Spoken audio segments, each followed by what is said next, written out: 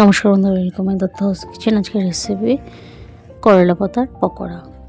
করলা পাতা অনেকেই খান না, কিন্তু করলা পাতার পকোড়া এইভাবে খেলে দারুণ লাগবে। ফার্স্টে আমরা একটা ব্যাটার তৈরি করে নিচ্ছি। ফার্স্টে নিয়েছি আমরা চালের গুঁড়ো, বেসন, হলুদ গুঁড়ো, লঙ্কা গুঁড়ো আর একটু খাবার সোডা। এরপর আমরা জল দিয়ে একটা মোটা ব্যাটার তৈরি করব। অল্প অল্প করে জল দেবো আর আমরা মেশাতে থাকবো।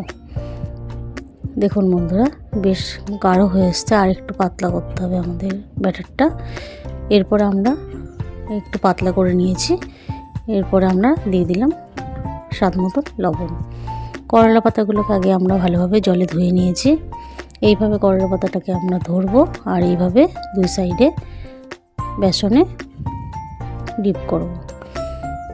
এরপরে আমরা গরম তেলের মধ্যে এইভাবে ছেড়ে দেবো। বেশ খাস্তা হয়, মুচমুচে হয়, একটুও তেতো লাগে না। করলা পাতার পকোড়া খুব সুন্দর খেতে লাগে। করলা পাতা যেরকম খাওয়া ভালো, সেরকম করলা পাতার পকোড়াও খাওয়া বেশ উপকার। এরপরে আমরা উল্টে পাল্টে লাল লাল করে ভেজে নেব। আমাদের রেসিপিগুলো ভালো লাগলে অবশ্যই সাবস্ক্রাইব করবেন আর লাইক, শেয়ার, কমেন্ট করতে ভুলবেন না।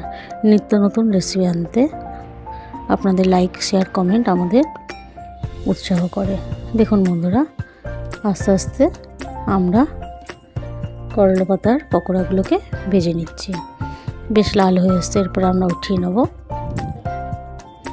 আর খেতেও দারুণ টেস্ট হয়েছিল। বাচ্চারা কেউ বুঝতেই পারবে না এটা করলা পাতা দিয়ে তৈরি। ধন্যবাদ।